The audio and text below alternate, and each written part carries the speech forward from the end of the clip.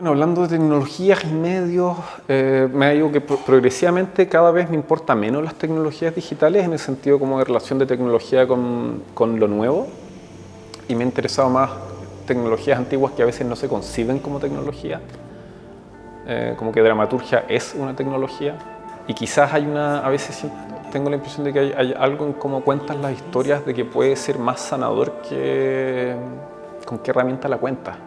Le he estado dando mucho énfasis en ese sentido a comedia del arte, como el personaje del Pierrot, los arquetipos más que las narrativas como que hay, no sé, en esta época tenemos muchas narrativas que son de libertad, como el personaje que se descubre a sí mismo, Luke Skywalker y la cuestión, pero le he estado dando mucho énfasis, por ejemplo, a tragedias como género, como entender de que a veces hay límites para qué tanto podía hacer y que tratar de arreglar las cosas puede producir que todo salga mal. Entonces, como que tratar de recordar esas otras tecnologías. Y de ahí me metí mucho a teatro. Me encanta porque encuentro que media muy honestamente las cosas. Un actor actuando es una cosa completamente exagerada. Y encuentro que en este momento es lo más honesto que podéis tener.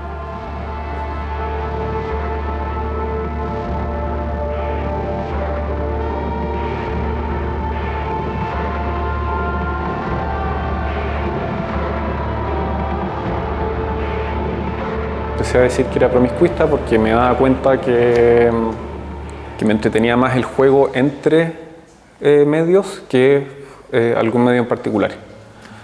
Como que el problema de mediación me parece mucho más interesante.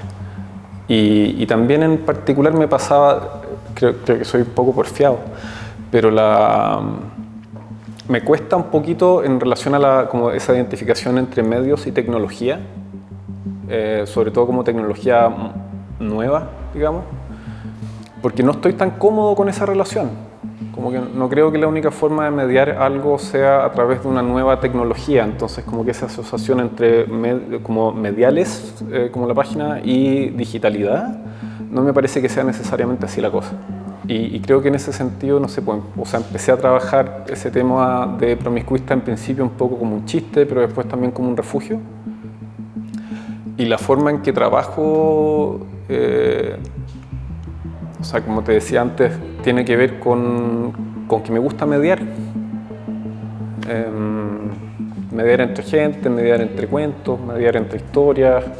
Mucho del trabajo que tengo son trabajar con Chile en los 70 en relación a ahora, como medio esa distancia, o los últimos trabajos que he hecho tienen que ver con mediar con monstruos del siglo XVI, ahora. Entonces siempre ha estado ese tema de mediar. He was a university student who was reportedly killed by a gunshot in the latest round of violent protests in Venezuela. In the western city of San Cristobal, known as the birthplace of the opposition movement, the mayor accused an armed group loyal to the socialist government for the death.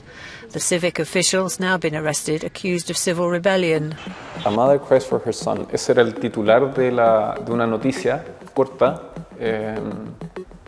Tiene un momento muy claro en que ese trabajo parte, que era que yo me había cambiado de ciudad recién, estaba viviendo en New Haven porque mi esposa estaba estudiando un magíster allá, no tenía idea qué hacer y me apareció esta noticia sobre Venezuela, sobre unas protestas en Venezuela, creo que en Táchira. El mismo día que me llegó una invitación a postular con un trabajo a una Bienal de Arte en la Universidad de los Andes en Venezuela. Y me puse a trabajar, me puse a mirar esa noticia varias veces y a pensar en cómo algo tan fuerte como que te maten a un hijo se puede resumir en un minuto, que no se podía. Y tenía la intuición en ese minuto que si tú tenías noticias que duraban poco rato, de eventos tan importantes, era importante encontrar alguna forma de mirar, de ponerle atención al evento, y que mirar creativamente, en el fondo hacer un video sobre lo que estáis viendo, podía tal vez ser una solución a darle la atención que ese momento requiere. Y que de ahí algo saldría. no sé muy bien qué, pero quizás algo que en que ese momento, esa noticia, tenga un poquito más de... se le ponga un poco más de atención. O sea, todo esto partía como del problema de que hay noticias de que uno debería entenderlas más, que en el fondo, no sé, pues la señora de A Mother Grieves for Her Son, eso no debería reducirse a ese minuto. Y con lo que empecé a jugar después fue con esta idea de noticias sin tiempo.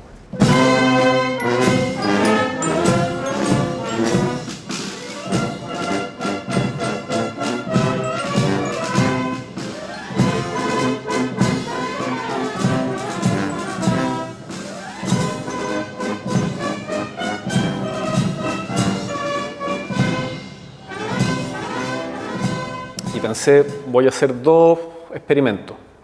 Uno va a ser entender eventos que suceden de forma recurrente y predecible, como pasaba con el 21 de mayo en Chile, que me llamaba la atención de que todos los años era la misma noticia el 21 de mayo, algo así como el Día del Completo. Pero era un evento fuerte, ¿no? Como que tenías el discurso presidencial, sabías que iban a haber protestas, sabíais que iba a haber una noticia, que me parecía que era algo que no es poco común. Entonces era entender ese día, o sea, como el 21 de mayo es más que un día todos los años, sino una especie de forma, que es un día que se extiende. Y la otra idea era la idea de algún modo supuesto, que era pensar el tema de las inundaciones no como una inundación particular y localizada, sino como un tema que es global. Que en el fondo tratar de hilar esas distintas inundaciones en un todo que fuera coherente. Me seducía mucho la idea ahí de pensar que el diluvio universal sí existía, pero que no era una cosa que sucedía en todo el mundo al mismo tiempo, sino un evento que se movía por el mundo siempre.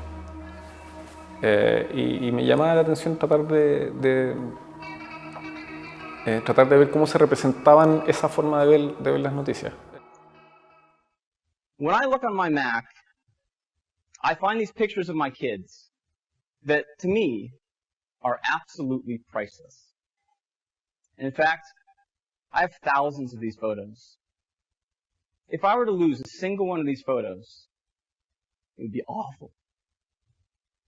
But if I were to lose all of these photos because my hard drive died, I'd be devastated. I never, ever want to lose these photos.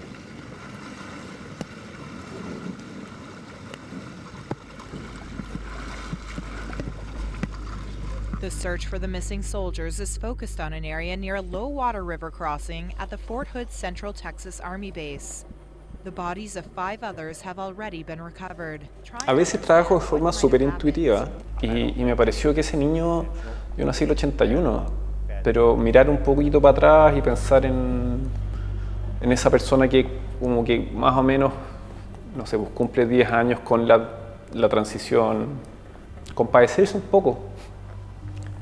Y me gustaba la idea, creo que empecé a trabajar, a meterme un poco más con temas de literatura, me encanta leer, ¿cachai? Pero más de literatura y teatro, y encontré que era un buen personaje. Como mediarme a mí mismo a partir de mí mismo. Y que me permitía, en el fondo, pensar en mis propios pensamientos sobre esa época, sobre el diluvio de información de ahora, digamos, más en esa transición. Yo le decía que era la mezcla en que había una inundación de consumo en el 90 y ahora había una inundación de información. Y en los dos casos, como niño se sentía como abrumado. Entonces tratar de entender a través de ese personaje, que también soy yo, pero tratar de entender cómo actuar con eso. This moves 20 miles to the west, and you and everyone you know are dead. All of you. Because you can't survive it. Yo de niño era de esos niños aterrados de los fantasmas. Quería ser cazafantasmas, a ese nivel. Y yo creo que tenía que ver con el miedo de que lo que no está vivo afecte lo vivo. Y como te decía antes, a veces dejo que las cosas pasen nomás en los trabajos, entonces el tema del fantasma, yo creo que fue como lo ominoso en ese sentido, lo que está muerto pero actúa como vivo o afecta a lo vivo, empezó a aparecer de poco. De hecho hay trabajos del 2009 u 2008 que ya tienen como unas telitas dando vueltas, como algo muerto que se comporta como vivo. Y ya cuando fue el tema de las noticias era como súper evidente para mí porque me pasaba que pareciera que no nos estábamos dando cuenta, pero que había muchas cosas que no estaban ahí, que estaban afectando lo vivo. El mundo se llenó de pantallas ahora, ¿no? Pero ves en la calle un video de, no sé, Cristiano Ronaldo hablando y es un fantasma, ¿sí? En el sentido que es un espectro. Cuando se licita la banda ancha, se licita el 5G, se licita el espectro. Entonces me pareció que era como una buena figura para trabajar este tema de las memorias de lo ausente en lo presente. Que estábamos llenos de espectro y que no necesariamente todos tenían formas de fantasmas. Algunos como que adoptaron esa forma, digamos, la cáscara de la vida. Y otros no tanto. Pero todavía creo que es una buena figura. Tienen que hacer algo, porque no puede ser que en este momento...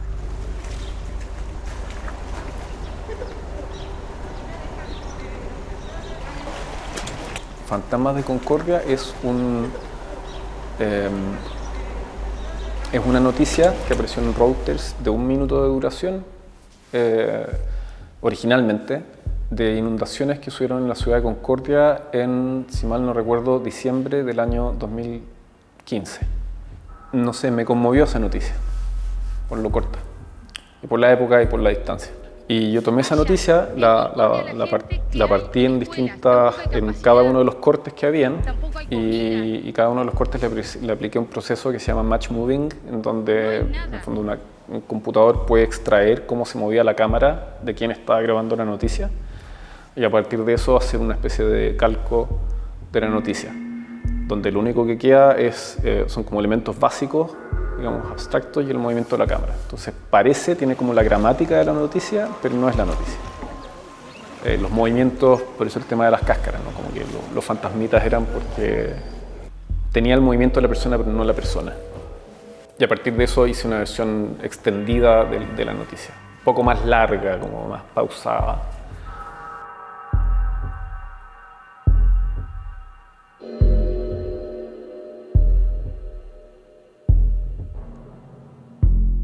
Bueno, y después me pasó que me di cuenta que el niño hablaba, tenía como la sinceridad de un tonto en el sentido como teatral, como la figura de la comedia del arte, el Chavo del Ocho, el Pierrot, como el bufón, digamos. Y por ahí me fui por un tubo y me empecé a interesar más en teatro también, como en dramaturgia. Todo es culpa de Valeria Faúndez, que es una artista que trabaja en bordado.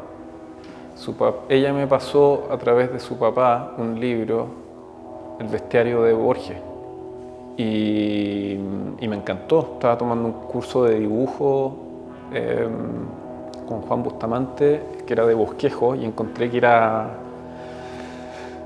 como que había una cosa preciosa en este sentido del mundo imaginado versus el mundo real, como las geografías imaginarias, y me fui por un tubo ahí. Y creo que eso quedó latente por muchos años. El 2016 en Chile me topé en una librería bien grande el libro de Miguel Rojas Mix, América Imaginaria. Y eso, nunca había visto esa mezcla, o sea, tan claramente establecida entre el tema de lo imaginario y lo colonial.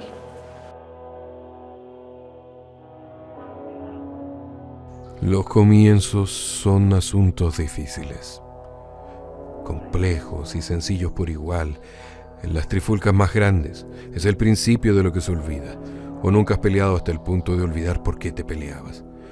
Como quien repite una palabra hasta volverla sonido, el presente es el principio vuelto sonido. Y así, hacia la especulación infinita del pasado o del futuro, se aventuran los mercantes de principios, quienes, si bien no tienen seguridad alguna sobre el punto cero sin testigos que causó desde el colon hasta el colonialismo, están a merced de convicciones profundas. Y ahí empecé a a hacer diálogos de estos personajes como asumiendo ya, sí, somos todos los de Waipanoma acá. Esto no es una figura distante, no voy a decir esta figura no existía, simplemente voy a decir esta figura imaginaria también somos nosotros. Y empecé a trabajar, esa exposición era en el Boston Center for the Arts, pero era cómo habito estos personajes. Y el Waipanoma sale hablando de sí mismo como un rumor encarnado, porque la historia es que el descabezado es un personaje que aparece primera vez en una leyenda china que se llama El cuento de las montañas y el mar, el año, no sé, como 2000 a.C. Después vuelve a aparecer porque Plinio el Viejo lo trae a colación diciendo que en África hay gente sin cabeza, hay gente con un pie. Después con la imprenta eso se multiplica y lo pesca Walter Raleigh, que cuando llega a América dice que está buscando el dorado, que no encuentra el dorado, pero que alguien le dijo que había gente sin cabeza. Y como Plinio dice que hay gente sin cabeza, entonces si hay gente sin cabeza significa que hay el dorado, páguenme una segunda expedición. Y pasa a ser como todo un cuento como de noticias falsas del Renacimiento temprano, que me pareció que hablaba muy bien del presente. La burla tiene algo de una capacidad de mostrarte el mundo que creo que es un poquito parecida al terror, en ese sentido, que son como dos cosas que te muestran el artificio. Y de ahí empecé a trabajar con este diálogo, como a meterme más en temas de escritura. Siempre me ha gustado escribir también, pero estos dos Waipanoma hablando dos imaginaciones distintas, hablando sobre cómo operan los cagüines y los rumores y los chismes. Porque son cosas que son divertidas, pero también son tristes. Como el dicho que tienen en teatro, que la comedia es tragedia más tiempo.